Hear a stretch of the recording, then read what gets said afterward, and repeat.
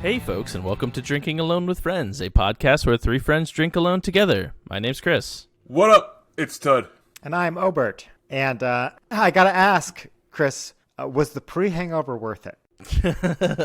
I mean, honestly, if I'm being transparent, it wasn't. I mean, I was all day on the 18th. I was just in bed, just in bed all day. Ready for the 19th, and then 19th came, and yeah, I drank a ton. But then you know what sucks? On the 20th, I was hungover again. Oh, it doesn't replace the post hangover. You still have the regular hangover and the pre-hangover. Exactly. Yes. That just means you have to start drinking all over again. Oh, is Tud right? Is it just the pre-hangover it's a premonition. For the next drinking day? Exactly. Oh, yeah. No, but it was fun. I mean, we didn't do much. You know, there's this whole NFL CBA thing that's been going on for a few weeks that kind of slowed everything down a little bit. Yeah. But it was fun. It was fun. Yeah, hung out with the kids and streamed and did all that fun stuff. So it was a good way to get a million years older. So Ted, what did you do on Chris's birthday? Yeah, how did you spend my birthday? I wished Chris a happy birthday. And then I ate some bad food, and then I felt sick for the next 2 days. Oh, that's no good. That's also bad. Yeah. I think I had the best of Chris's birthday out of the three of us. Well, maybe. I don't even remember what I did, to be honest. But I'm sure it was pretty good. So. Oh, you don't remember? Nice. Who knows? Yeah. Who knows? Finished off that case of Guinness I had left over from the hangover from last episode. So, yeah, it was pretty good. But, man, all this talk about birthdays is making Chris thirsty. I know that is always true. Always just true, yes. Rubbing it in deep, huh? Uh-huh. Listen, it's tough. It's tough being so thirsty all the time. Sadly, this week we had to put up one of those, like, slippery when wet signs and put a piece of paper over the front of it, tape saying out of order, and put that directly on Tud's soundboard. So no fun sound effects this week unless I add them in post. That might be fun for you guys. You have no idea what I'm going to put in there. Oh, yeah, I know, right? That is true. You know? Do you need me to link you to all the sounds? Yeah, I don't know if I'll use them, but who knows? Who knows? Meanwhile, back here in the present tense, Chris is thirsty because we've been talking about beer for some reason. Yeah, just talking about my birthday gets me thirsty all over again. So I guess this is the perfect transition for me to go now. I don't know what's going on with life at the moment. Well, it was that bad meal you had on Chris's birthday. That's true. I blame Chris. It was so bad that it had you question your existence. I think that's quite the existential meal. I blame Chris for this. Yeah. Completely. Like, it's 100% Chris's fault. It's not my fault you ate, I don't know, soup? Good. I assume it was soup. Good comeback. You know, I think we've all had soup nights where we have drank too much of a certain thing and we're like, I can no longer drink that again. Have you ever had a meal that has given you, food poisoning and then you not be able to eat that meal again? I don't think so. I had a thing that happened once with Domino's when I was down in Florida where I was like on the ground dying. Florida, famously home of amazing pizza. Which is why I was eating Domino's. And actually that was, where was that? Maybe that was that might have still been in Connecticut, actually. I don't remember. It was Domino's, all right, though. So either way, this story doesn't get any better. You either ordered Domino's from the shitty pizza state of Florida, or you ordered Domino's when you lived in Connecticut and have access to great pizza. So, well, it was like late at night. You never order Domino's when like normal when there's places other open. Options, right? Yeah. You always order Domino's when it's the only thing available, and you want to eat something at 3 a.m. That's the only reason you eat Domino's. But I do remember being very, very sick, and I avoided Domino's for a very long time. A truce has been settled between me and Domino's Corporation. Meaning, you were hungry again at 3 a.m. and exactly. Yeah. And when you look at 3 a.m. and the only thing that delivers to you is Domino's, you're like, all right. You settle that truce pretty quickly. Yeah. Truce, okay. But that was like one of the only things I think that has really got to me one time. What about you, Obert? You have a story like that? Yeah, I do. The worst food poisoning I ever had was shortly after I made a homemade Crunchwrap Supreme, and it took me a little bit to get back into the Crunchwrap game. Did it cook the Supreme enough? You know, the world will never know what was wrong. Was either the Crunch, the Wrap, or the Supreme, but one of them was not cooked right? It was one of the three. Yeah. One of those three did not like the inside of my body and needed to get out. And it took me a little bit to get back in the Crunchwrap game. I still, I'll eat tacos from home. I'll eat Crunchwrap. The Taco Bell professionally will prepare. But I haven't tried to make my own again after that experience. I don't think I've ever had one of those. It's good. You and Chris should both have a Crunchwrap on the pod. I mean, I've had Taco Bell, so let's not go that far. But I don't think we've ever had. Oh, okay. I get like the same order from Taco Bell all the time because cheesy gordita crunches are amazing. They are really good. And I don't see why I would order anything else other than that. But I guess I could get that and a Crunchwrap Supreme. Yeah, Crunchwrap Supreme is pretty good for like eating while driving because it's nicely wrapped. You can do that versus like a regular taco in the car. It's not gonna work. If you're like on a road trip, you just pull over for some drive-through. Crunchwrap Supreme, you'll have a much better time. End up with way less taco on your pants. Time out. If you're on a road trip and you're pulling over to eat food, the last thing I will recommend in the world that you buy is Taco Bell. Because in about 40 minutes, you're going to have to stop again. No. And they get more Taco Bell. Yeah, it's like Chinese food. No, I'm actually on a bit of a personal mission. I want to eat at every Taco Bell in the state of Montana. Are there 3? And so, no, there's like 10. Okay. And I have like half of them checked off the list. So the problem is they built a couple new ones since I started this quest. But so sometimes when I'm driving through Helena and I'm like, I know they got one. I got to get off the highway. I got to go to their Taco Bell so I can check off the Helena Taco Bell off my list, I mean, I would vow to do that with like, I don't know, Domino's. But there's so many. Wow. You'll be eating pizza for days. I'm glad you brought... Get a cheesy bread from every Domino's. Ooh. I'm glad you brought this back up, because I don't think we've discussed this before. What is your guys' favorite, like, fast food pizza joint? Now, like, namely, like, Pizza Hut, Domino's, Papa John's, or any other chain. Right. I mean, honestly, like, Marco's. I mean, they're not national, I don't think, but they're big down here. I don't think they're up north. They're not bad. Just, I don't know. A drunk me messes around with a pizzone though. Like I screw around with pizzones. Is that a Pizza Hut? Is that a pizzone? Yeah. Okay. It's like it's a pepperoni calzone that is only at Pizza Hut that I only drink when I'm drunk. You only drink when in you're Nashville. Drunk. Yep. Yeah. No, we the Pizza Hut around here closed, and now my dentist office is in that Pizza Hut building. Interesting. They remodeled it so it doesn't look like a Pizza Hut. But I was very tempted to go in there for my first appointment after they moved and like try and order a pizza, or like call them up to like confirm my appointment and be like, yeah, I'll take a large pepperoni.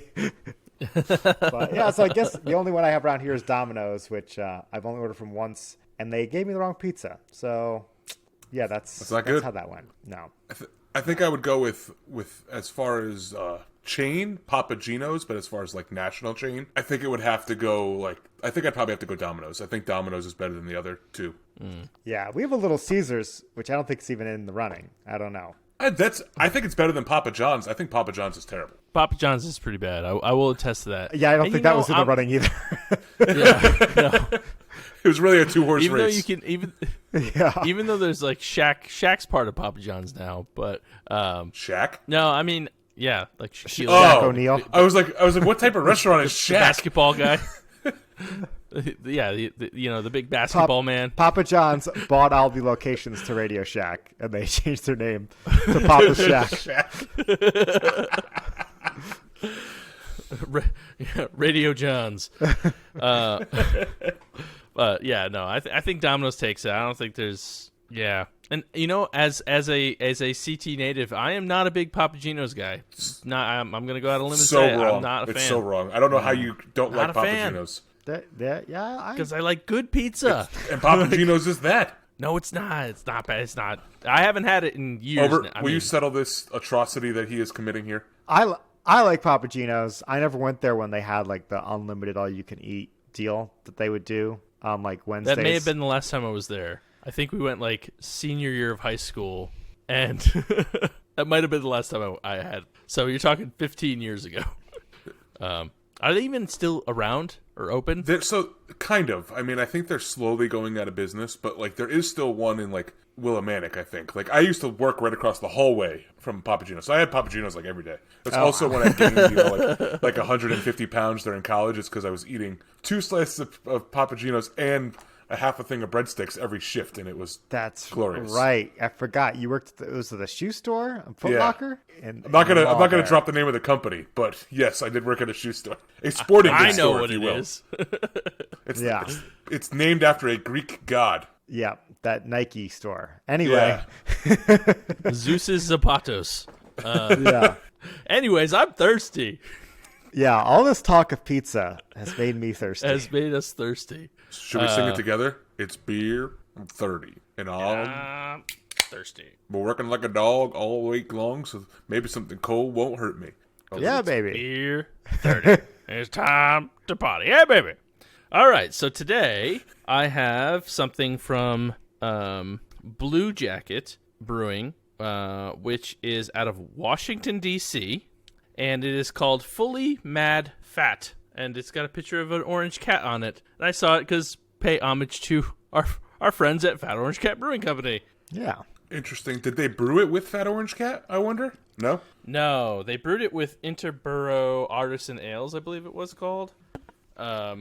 Spirits and Ales, sorry. In conjunction with Interborough Spirits and Ales. It is an IPA. Did my little shaky to get the dregs. It's got a little kitty on it. Little kitty. It looks like my cat. Called, sort of. Your cat, it's happy. Even though it says Fully happy. Mad Fat. It's a double IPA with Galaxy, Mosaic, and Centennial. 8%. And that's it. Don't know when it was canned, but I got this from that local place that I've been talking about the last few weeks. Kind of running through the cans that I got from them. So, but I was like, you know what? I kind of want an IPA. I have some sours and some stouts in the fridge, but I want an IPA today. So here it is. It is got an okay little head on it. Not too bad. Very hazy boy. It looks tasty. Good amount of haze in there for sure. Decent amount of haze. I get a slight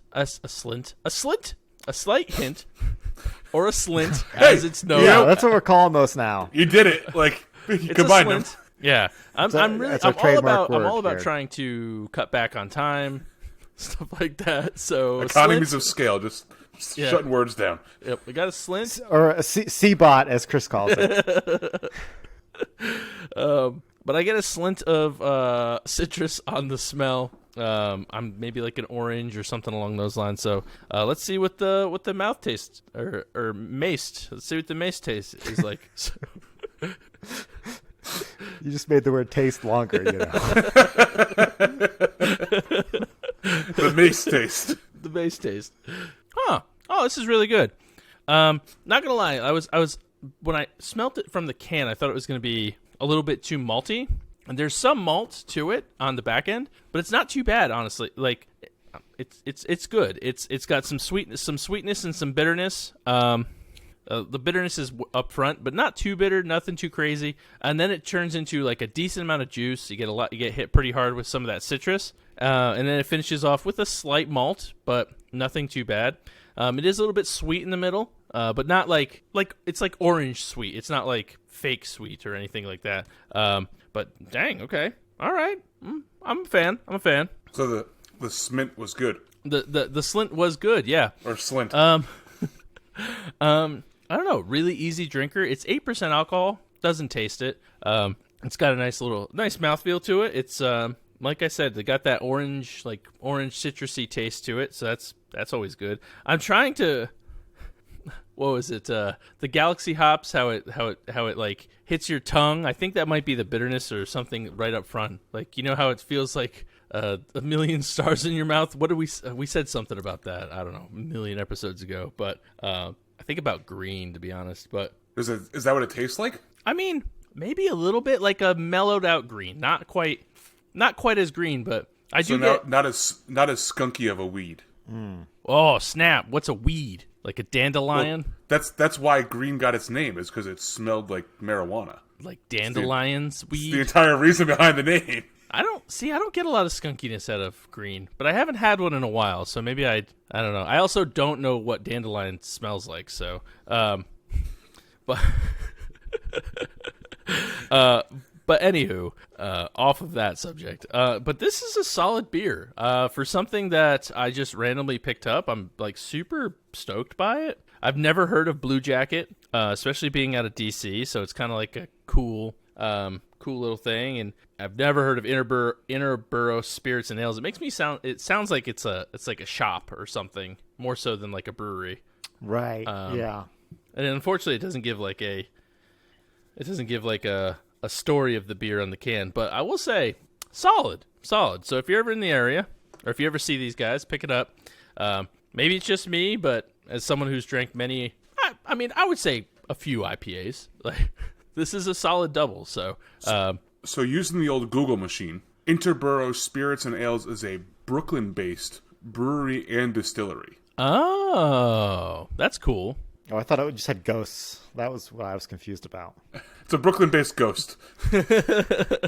Ooh. All of the ales are brewed by spirits there. Oh, see, that makes a lot more sense. Not whatever Todd's mumbo jumbo was. No, that's what I was going with that. Yeah.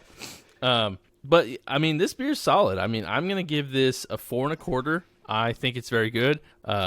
You know, a mellowed out green. I think that's what I'm sticking with. I think that's a solid taste to like. So, but yeah, the Untapped verse, however, because this is big. I need to pull ahead. I need to pull even with Tud. Let me see. Or not allow Obert to get even with us. That's at this point we have to either root against each other or root totally against Obert. It is made me the common enemy. His extremely long dashes. Yeah, Chris and I have united to make sure that you can't have any more slash marks. My tally mark is just towering over yours. But I think I have does anybody have it pulled up? How many check-ins are there? What was it called again? Not Fat Orange Cat? Fully Mad Fat. Slender Munder Hunter.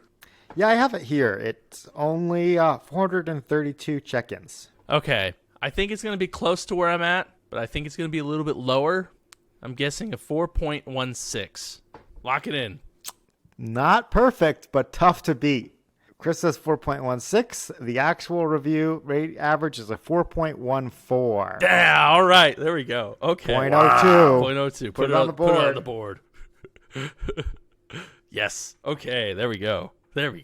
Wow. All right. Well, hey, Chris. High five. Obert can't get another tally mark. Well, you never listen. Yeah. But hey, it's just what I said last week. It's not about getting close. It's about getting it right. And that's what we're all about here on Tap. Let's get on this. We're always about trying to get it perfect. And then all these tally marks won't even matter. It's just, whoever got it perfect first. That's right. It's true. But, I guess you get an extra long tally mark if you get it 100% right. Yeah. Hey, it's been 130 episodes. We've probably reviewed, I don't know, like 500 beers or so. We've had about 500 beers on the show, at least 400, No one's got it right perfect yet. That is true. It's going to be a momentous occasion. Yeah. I remember when friend of the pod Nick claimed to do it in like the third episode. He was like, "Oh yeah, I totally got it right at home." Yeah, full of shit. Right. Yeah, right. And then the only person that went along with his story was his wife. It's very fishy, but that's the only reason that gives me pause that he may have done it is because I don't think Larissa would go along with him for anything that he was 100% wrong about. I don't know. Well, no, of our thousands of millions of listeners, I mean, doesn't surprise me that one person had it happen to them, but they've never done it live on a show. That's true. That's what counts the most. So who wants to try and take down the king? I'll go next. Oh, Tud's got a big bottle. Yeah, partly because I want to start working on this bottle. Okay. So, hashtag brewery of the podcast, Labrynth, and one of their owners, Adam, reached out to me and asked me if I was interested in reviewing a beer for Labrynth that has not come out yet. It actually releases this week. I think it actually releases on the day this podcast comes out. So we are getting a sneak peek of a beer pre-release. This afternoon, it'll be out. Yeah, Nice. this afternoon. Listen. I think they open up at noon. So if you like this review, head on over to Labrynth or lbc.beer, and you can order yourself some of this to go and swing by and pick it up. It's called Left Hand Path. So as you guys can see, the bottle is a mixture of like a demon head and a skull with a beard. The three guys who own Labrynth are big D&D players, and obviously the name and the artwork, a lot of it is influenced heavily by D&D. But what this is, it is a barley wine aged in Scotch barrels. Ooh. Sounds intense. Sounds so good. Labrynth is- should have sent this to me. I'm not going to lie. I know you're not the biggest barley wine fan. I am not, and that's, but you know, when I was given the opportunity to try it, I was like, well, you know, I'll bring my first barley wine to the podcast, and I'll review it, and I'll give my thoughts. But who better to review it than somebody who is, you know, on record of saying that barley wines aren't their most favorite beer. I can give you guys an honest opinion. That's true. If you can win Tut over, then everybody line up around the building, wrap the building with your line of waiting for beerness.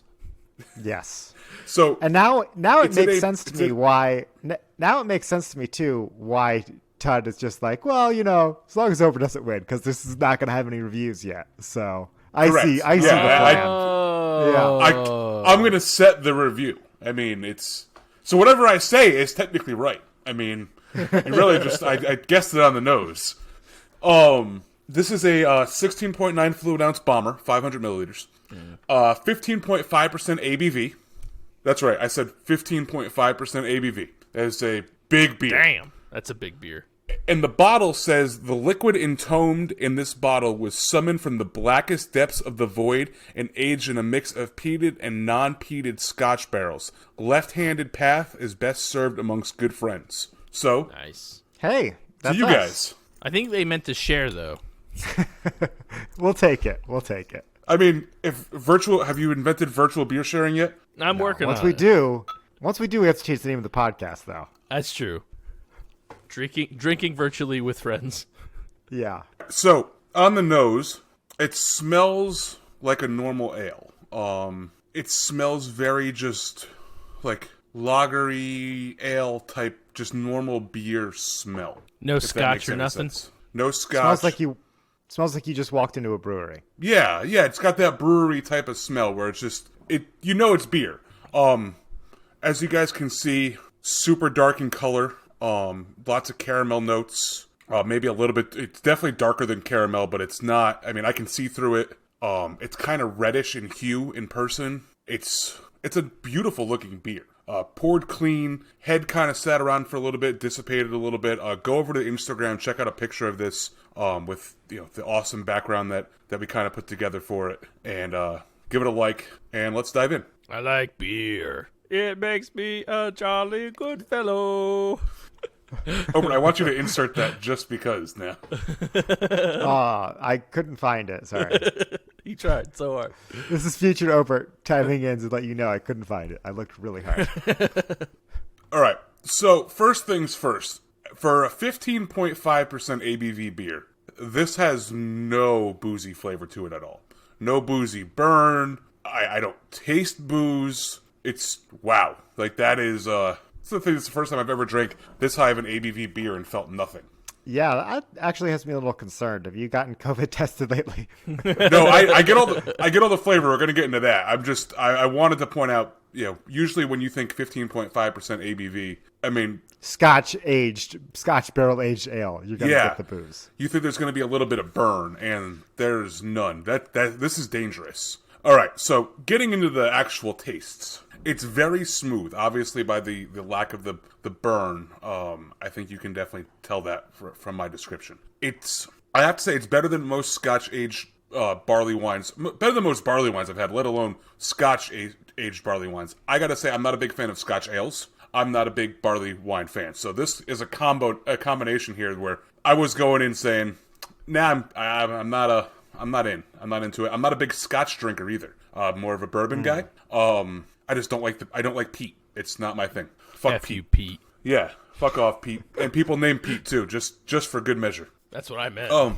It's really an easy drinker. I like this beer. I think the flavors, I get a little bit of barrel flavorness, but I also get some like slight hints of like cherry, if that makes any sense. Ooh, yeah. The tartness, the sweetness. The sweetness. It's very, you go from really, really oaky in the front to kind of like a little cherry sweetness in the middle, and then it kind of fades off and tastes like a normal ale. I don't taste a lot of, maybe the most of the barley wines I've had sucked, because if this is what barley wine tastes like, sign me up, because this is good.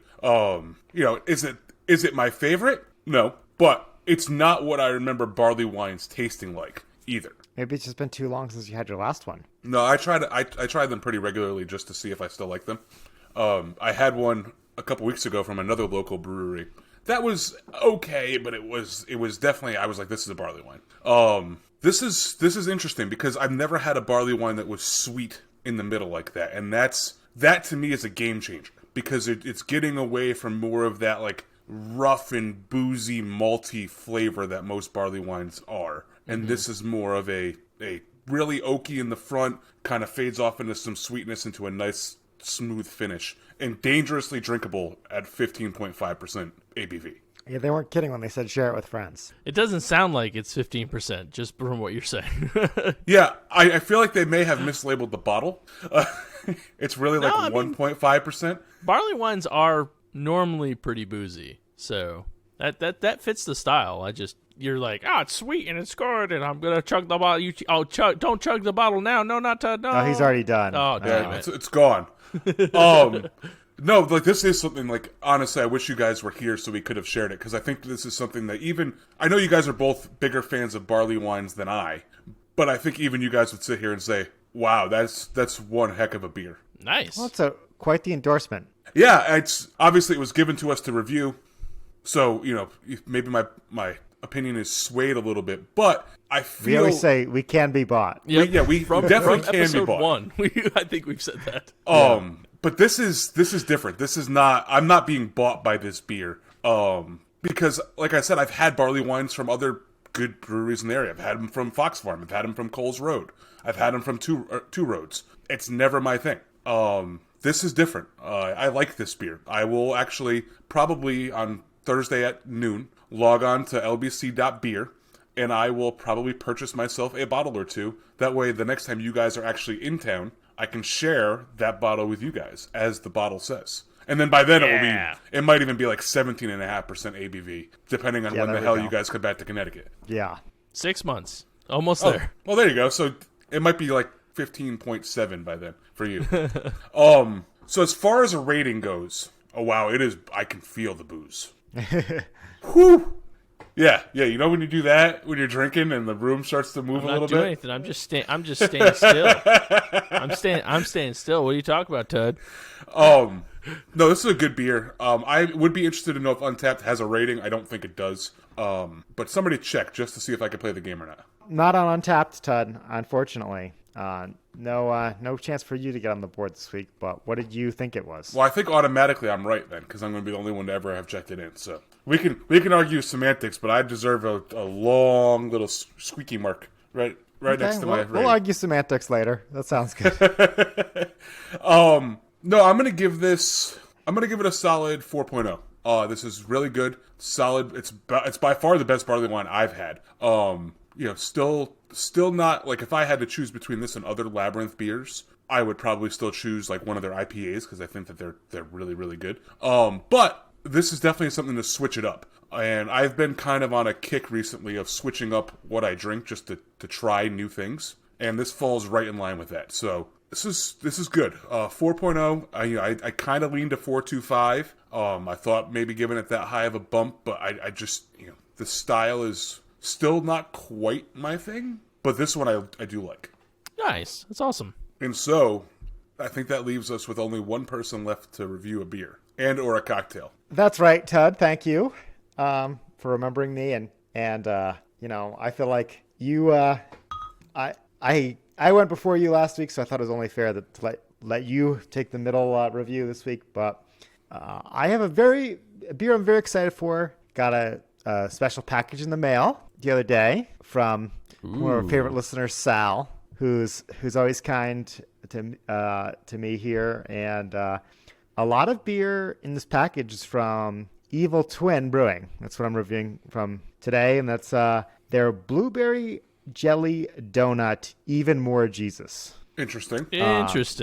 Yeah, I opened the box, went through it like a kid on Christmas morning, and when I saw this beer, I said, you know what? That's the one that I want to bring on the show for episode 130 because it sounds like something we've never had on the show before. And no offense to Chris, I thought you did a great job reviewing that beer, but there's only so many different ways I can describe a hazy IPA, and I think you guys are both better at it than I am.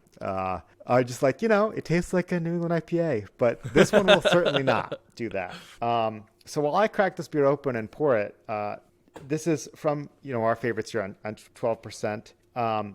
Tud, you're probably the one who's had the most experience with Evil Twin. Have you had much from them? I've had a decent amount from them. I do like their Jesus line. I guess I don't really know what else to call it, because they tend to put different acronyms around Jesus in different exclamations. But I have had some of them. They make a peanut butter one that's really good. They make they do a combination with like Westbrook Brewing Company that's called like Mexicali Jesus, because like Westbrook is famous for their Mexican like pastry or Mexican like crowler stout or whatever it is. So this is a line they run. But yeah, I've had a lot of Evil Twin. Not my favorite brewery from 12%, but a pretty solid brewery. Which, I mean, there's a lot of good breweries at 12%. Yes. So. Yeah, it's not a knock on Evil Twin to not be the favorite. It's just that there's so many. A lot to choose from. They're in good company. Yeah, it's this 12% Imperial Stout with donut and a blueberry flavor. And sounds really good. Yeah, I know. On the nose, it's actually interesting. I poured it and it has like, how sometimes with pastry stout you have the head that looks like you shook up a yoo-hoo, like it's got a very chocolatey, frothy looking head on here. Yeah. Which I'm very excited for. But on the nose and the can, I get a ton of the blueberry smell. Absolutely. It's hard to, I could see if I close my eyes, take a whiff of this can, I can imagine like walking into a Dunkin' Donuts or Baker's Dozen and smelling this, maybe a little bit of that donut smell for sure. Trying to just fill up the glass here because I know all the goodness is at the bottom. That's a blast from the past. Baker's Dozen? Oh yeah, they're still around. Do they still exist? Yeah. They still exist. How do you both know this? Isn't it just in Connecticut? Yeah, and there's one in Norwich right off of 395 and Route 2. I stopped there all the time when I was back in Connecticut. Every time I stopped because they have really good iced coffee.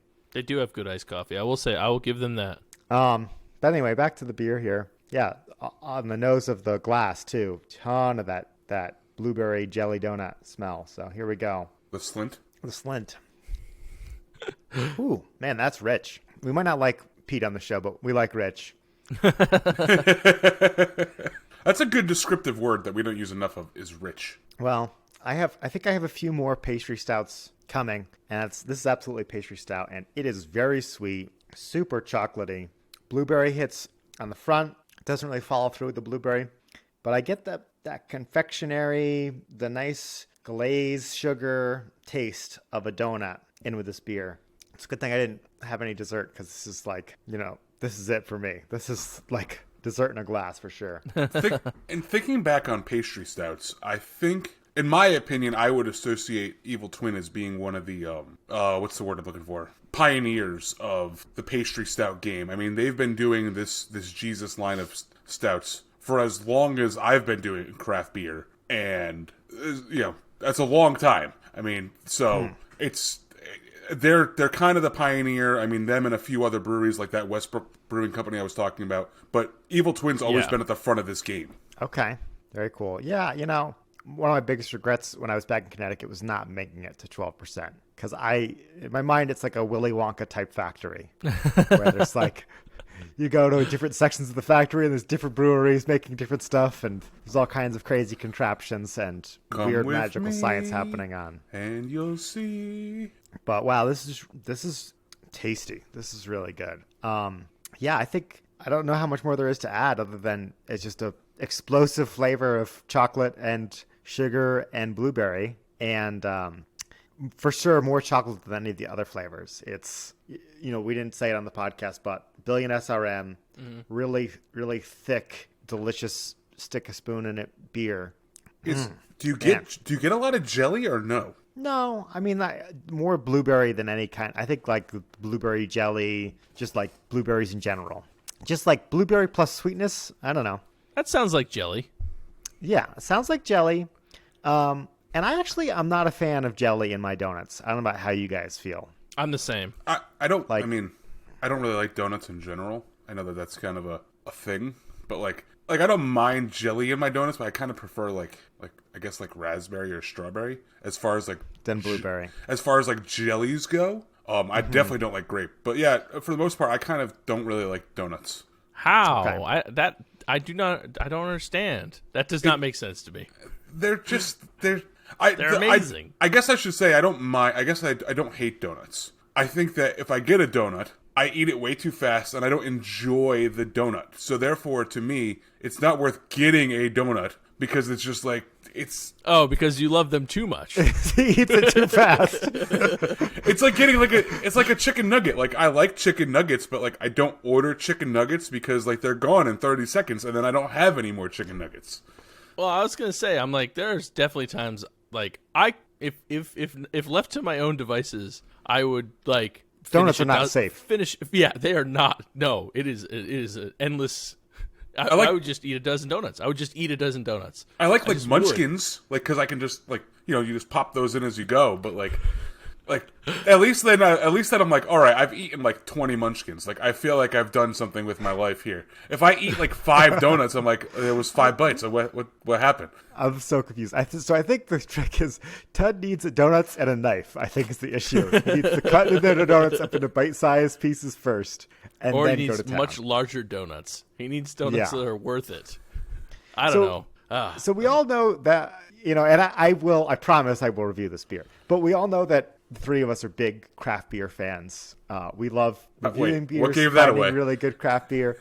But what you may not know about me is I am a huge craft donut fan, and I will go very far, very long distances. I love when I'm in a new city or new place. I love to get like the best donuts in town. It's something I try and find always everywhere I go. Is I try and get the best donut shop because I've had some really good donuts, and I have a very high bar. I'm a donut snob. It's fair to say. Well, I mean, you grew up eating Aramonies. We all know. I mean, we all grew up eating Aramonies. I mean, maybe that's part of the reason I don't like donuts either, is because they all suck. Like, yeah, well, Dunkin' Donuts is the it's chilada. just Dunkin' now. It's the chilada of donuts, in my opinion. Like, it's just you have Dunkin' to pay now. me to pay me to eat Dunkin'. Obert, you live out in the area of the world that this place exists. And I've had it, but not in that area. I've had it in Texas. Have you had Voodoo Donuts? Now, it's funny you said that because I went to Portland, and I know that's like they're the home of Voodoo. Right. And I went, and turns out there's like a better, snobbier donuts than Voodoo. I forget the name of the place. I think it's called Blue something or Velvet something. I don't remember. Blue Velvet Donuts. I had those instead, and they were pretty good. I didn't go for the Voodoo because I told it's like a tourist trap, and it's like they're fine. Best donut for me, for the listeners who I'm sure are curious, like, okay, how much where should I go for the best donut? You got to go to Martha's Vineyard, and you got to go to the Backdoor Donuts. They're called Backdoor because they're like the back door of a bakery, and they only are open at night. So like during the day they have their baked goods, but then like after, I think they open at like 7 p.m., 8 p.m., 9 p.m., something like that. And there's a huge line around the block. They cater to the drunk crowd. Donuts always taste a little better with a little alcohol in your system. For sure. Like, what doesn't, right? Right. Vegetables. But but Backdoor Donuts, Martha's Vineyard, best donut I've ever had. It's really good. Plus, you're on vacation. That always makes donuts taste a little better. That was a long donut tangent.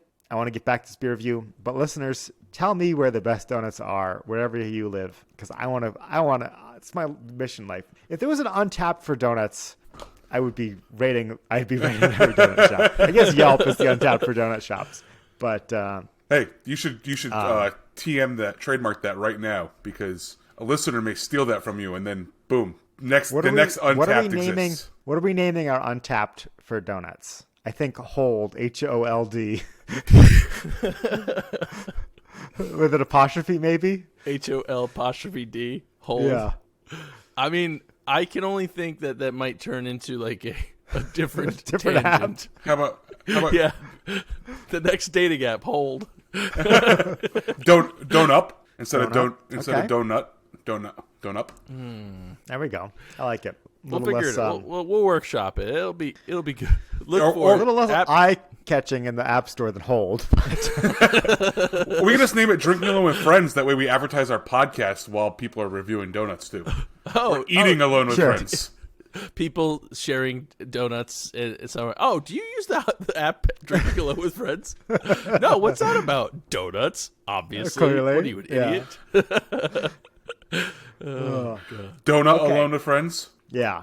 Well, I'm glad we went on this tangent because it left me time to like let the flavor linger on my palate, and the more it sits here between sips, the more that blueberry flavor is kind of lingering on the back of my tongue. I really like it. I haven't had a ton from Evil Twin, but this is gonna get a 4 1/4 from me, which is a high one. I really like this beer for sure.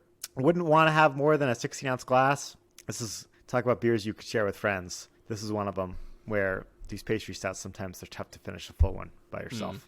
But that's okay. If there's one thing we're good here, if there's one thing we're good at doing here on the show, it's finishing beers. So, out of 647 check-ins, what do you think What do the I think this- Untapped-iverse has to say? About this blueberry jelly donut, even more Jesus. Correct. I think I'm going to steal a page from Chris's book, and I think I'm going to say it's a 4.16. So you're close, but you're not close enough to beat Chris. Which is What good, is it? because you don't match me, and I guess Chris kind of matched me. Either way, I lose. Yeah, I don't know why you were anti-Obert this whole time, to be honest. I didn't want you to have a longer tally mark than me. Okay. 4.16, what is it? 4.05. Oh, okay. Okay. Yeah. Well, You also had two. I had two Untapped friends that rated it a 3.88, including the friend who sent it to you, Sal. He rated it a 4.0. all right. Well, I'm a big fan. Thanks again, Sal. It's a really cool can, by the way. So please make sure you It take a is. picture. Yeah, we didn't really talk about it. It's like a bright gold background with like a weird tessellated triangle of pictures of donuts in the sky. I don't know. Yeah, it's a cool can. Evil Twin, I like their style, but nothing can stop Chris from earning this tally mark. So I hope it's the first let me smallest put it on tally the mark board. in the world. The longest tally mark ever. So while Obert is marking Chris with a new tally mark, I do need to add a little bit more to this review now that this has warmed up a little bit more. I've drank half of it, and I think it needs a little bit more explanation. I get some notes of some type of spice now that it's a little bit warmer. I can't really put my finger on what the spice is. Part of me wants to say nutmeg, but I couldn't tell you what nutmeg tastes like. I'm assuming it tastes like nutmeg. But yes, that's right. I'm assuming nutmeg tastes like nutmeg. Tastes like schnozberries. It's a big just leap. it's not cinnamon. I know it's a seasoning I've had before, a spice I've had before, but it's not cinnamon. But it's close to cinnamon. Therefore, I lean nutmeg, because to me, every time I've had nutmeg, it's been accompanied by a cinnamon. Could be allspice. I think I know what allspice tastes like, though. That's pumpkin pie, right? I mean, that's... I feel like cinnamon, nutmeg, and allspice are the pumpkin spices. Okay. So maybe... It could be pure sport. That could be glacial freeze. It's an old spice, is what you're saying. It's not It's an old spice. No, there's just something... There's something there after you take your sip before the cherryness, the sweetness comes across. There's some type of spice that's... I like whatever that is, because it hits you. It's very subtle at... this is probably, 55 degrees now. It's very subtle. It hits you real fast, and it fades quickly away into the cherryness of the rest of the flavors. I like it. I think that had I have had it a little bit warmer, I probably would give it a 4.25. Because that spice adds a different level to the flavor, because you're like, oh, what was that? And then right into this cherry flavor that I keep on harping on. Yeah, I'm going to revise my rating. I'm going to give it a 4.25. I know officially on the board, and what I will mark it as Untapped is a 4.0. But having let it warm up, 4.25 is where this needs to be. Due to Mystery Spice A, I will call it. And I will ask Adam next time I see him what I'm supposed to be tasting here, just so I'm aware. But there's some spice that didn't exist before. So that's my additional review. All right. Well, thank you for that, Todd. But without further ado, I think honks are in order for Man of the People. Whoop, whoop. Chris, honk, honk, honk, honk, honk, honk, honk, honk, honk. Yeah. Yeah. We don't need no soundboard for that one. Nope. Take that, everybody. But one thing we do need the soundboard for is a special song for Jordan to lead us into our three-handled Frosty Mug of Wisdom, where we give you things we like and we tell you about them. Here we go. Jordan, take it away. Test your handle. Test your handle. Test your handle. Test your handle. Mug of Wisdom!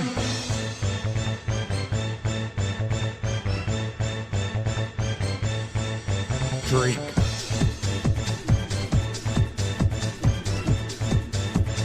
Mug of Wisdom! Okay, thank you, Jordan. As always, check them out. Wreck My Podcast. But Chris, honk, honk, honk, MOTP. That's what right. do we got this week? Who's going first? Who's going middleist? Who's going last?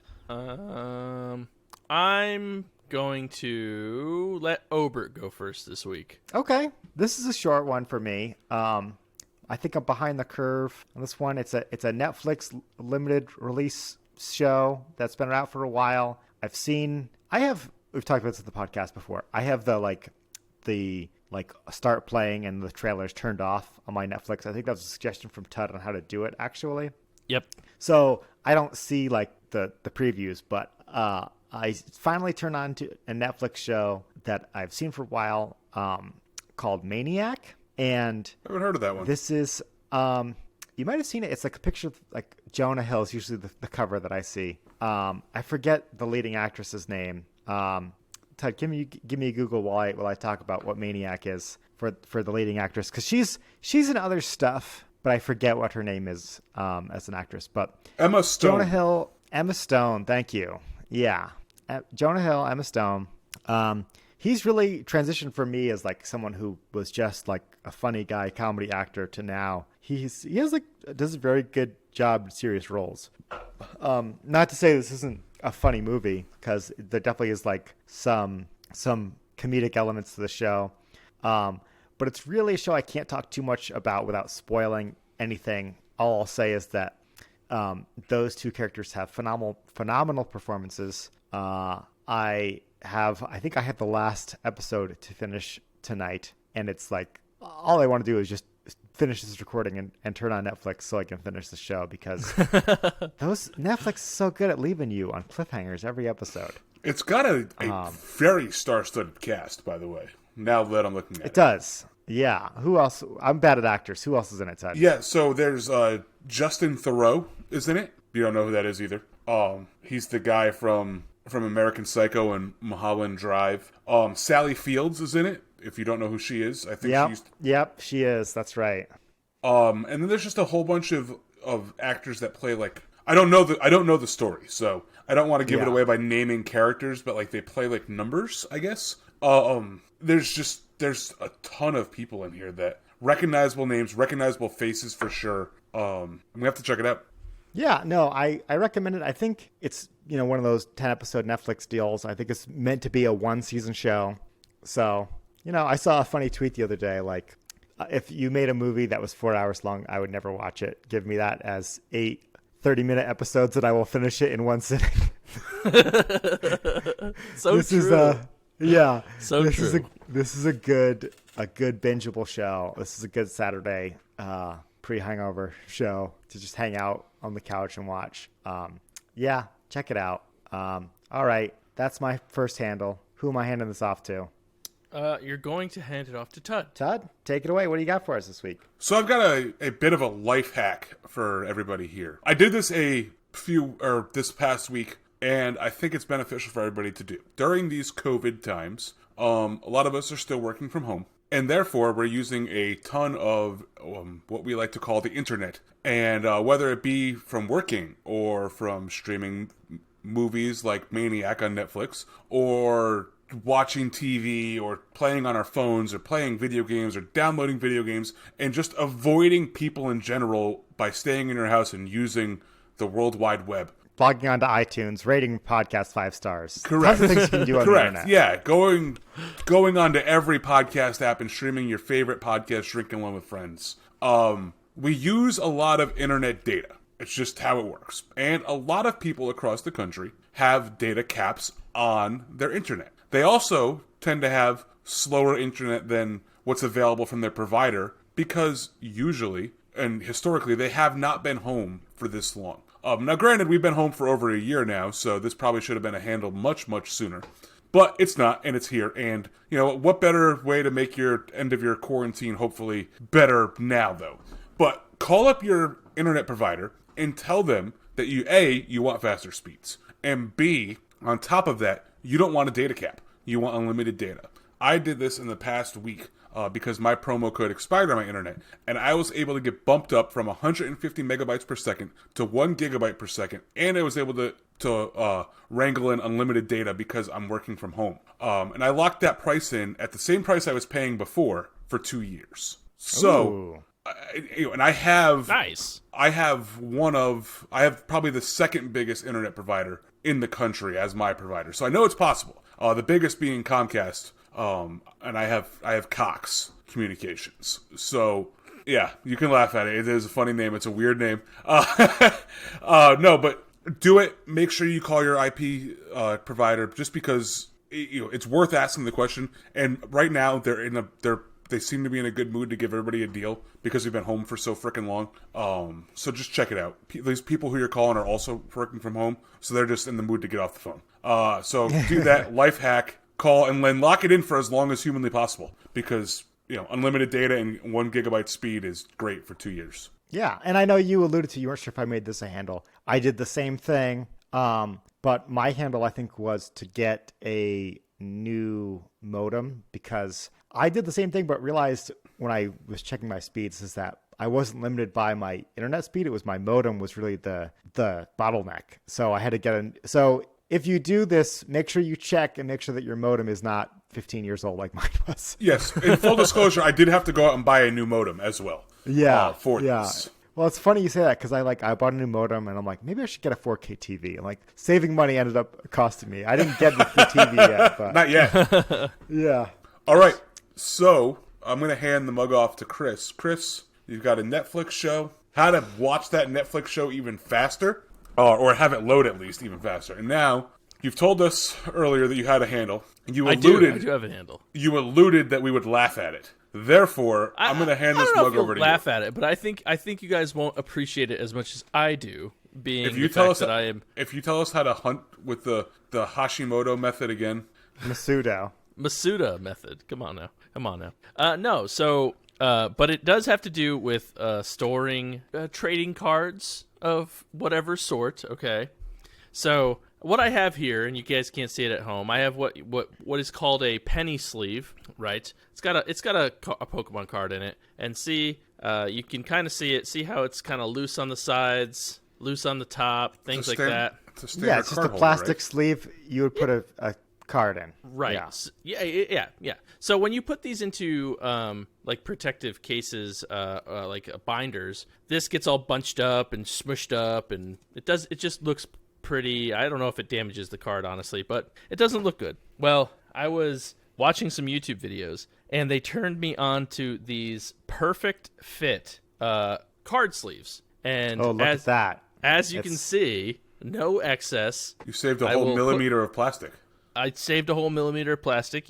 You're welcome, planet Earth, and everybody else who lives here. I'm looking out for you. But as you can see, it is an exact perfect fit for this. Boom, put the card in. Boom, slides right in. And now, when you go to put them into a protective case, into a binder, into whatever it is, there's no excess, nothing flanges out, there's no damage to the card. So it's really kind of neat. It's kind of neat, kind of revolutionized the way I store Pokemon cards. The other thing is, if you have a card that's very valuable, you can then double protect it by going the opposite way with a regular penny sleeve. So now it is protected from both sides. So there's no risk of dust or anything like that. That's only do that for your very valuable cards. But they were kind of neat, and they're not that expensive. So I'm kind of. Now, are they harder to put the card in?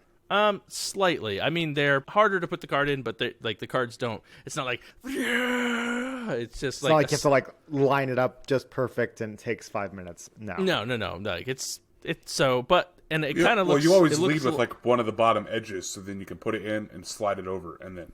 Yeah, but it makes them look a little bit more slick, a little bit more streamlined when you're holding them. So check them out. They're like not that expensive. I think I bought like 600 of them for maybe $20, if that. I don't even remember. So how much is a penny sleeve? Now, given the name, I would assume it's worth a penny, but. I could be wrong. How much does a penny sleeve cost versus how much do these cost? You didn't know that Abraham Lincoln was the one who invented the penny sleeve, and that's yeah. He was like, "How am I supposed to keep my Yu-Gi-Oh cards straight?" You know, my Yu-Gi-Oh cards in mint. I think I bought maybe 800 or 1,000 for about $15-$20. So it is more expensive to go this route, but they do look better. They fit into your binders better. So I'm gonna go through and like re-sleeve all my more expensive cards or holographics or whatever, and just so they look nice and neat inside the binder. So if you're a collector like me, like a lot of people out there, it's worth checking out. Now I was gonna say, I don't think we talked about it on the show before that you're collecting Pokemon cards. I think this is a new development on the show. Have we not? Is it? No, this is what you do on your stream now a lot of the times, right? Yeah. So being a Pokemon, like primarily a Pokemon streamer, is something that I've gotten into. It started off with the dollar store packs, and then all the scalpers and me buy them all. So, so they're really hard to come by, but it's like a fun thing to do. If people like Pokemon, they like Pokemon cards, or they're like, oh wow, this is like super nostalgic, like seeing you open these packs, and so it's kind of neat. It's a pretty fun thing to do, and I don't know. I've opened a lot of cards on stream. I have binders and binders and binders of them now. So yeah, it's a fun thing. And they look really nice when you flip through your binders. Oh, look at all these cards I have. So I originally started collecting to try and resell some older cards, which I still might do because I have some that are worth a little bit of money, but yeah, it's a lot of fun. The Pokemon card market is crazy right now. And yeah, it's very, very popular. I don't know. I have a lot of fun doing it. It's a lot of fun. That's what it's all about, right? Remind us again where we can find you on Twitch. Twitch.tv/BeardadGamer. That's the first plug I think I've ever done for myself. All right. Well, with that, we'd like to thank you all for listening. We'd like to thank the breweries who provided today's beers. I will go first and thank Labrynth for Left Hand Path, a barley wine aged in Scotch barrels. I would like to thank Blue Jacket in collaboration with Interborough Spirits and Ales for the Fully Mad Fat Double IPA. And I want to thank Evil Twin for their Blueberry Jelly Donut Even More Jesus. Please make sure you head over to social media and follow us everywhere. Instagram, Facebook, Twitter, Untapped.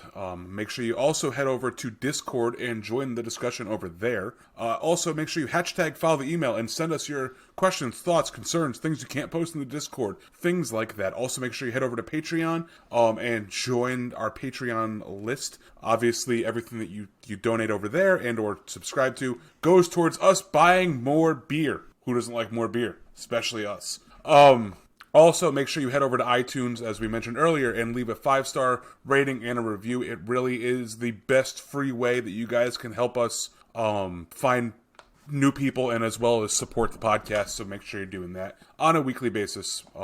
That really helps. And also make sure you're telling everybody that you know too. Screaming out at breweries. We talked about this last time. Be that annoying person that slaps stickers everywhere. So if you need stickers, let one of us know. We still have some. I still have some. I don't know about you guys, but I'm sure you guys also have some. But yeah, make sure you're doing that, and then you slap them onto the brewery walls as you're screaming it as you're being kicked out, because that's the best way to do that too. So with that, my name is Tud. My name's Chris. And I'm Obert. And remember, if you're drinking alone, do it with friends. Have you guys seen the new Mortal Kombat movie coming out in April? No. I have not. Apparently it's I coming gotta out ask April Jordan 16th. if it's gonna be good. I wonder if he's going to do like a Wreck My podcast of Mortal Kombat. Ooh, we might. Find out. We may have already done one. He We may might have. look. We have not yet. I have not. We're gonna have to look. Jordan, write it. Jordan, That's also a movie I've never seen. So I will say that if you're listening to this and you can make this out through our outro music, if you haven't done a Wreck My podcast about Mortal Kombat, I think it's time we wreck my podcast again with Drinking with the Friends when we review Mortal Kombat. As much as I don't want to watch that movie again, I think it seems right. It does. If there's anyone who they should talk about that show, it should be us. Yeah. That movie. We could also like wreck my podcast, but like wreck my video game and do like Mortal Kombat the video game. But I feel like Mortal Kombat the video game is like widely respected as being a good game, so it's kind of hard to wreck. That's fair. Let's do the movie.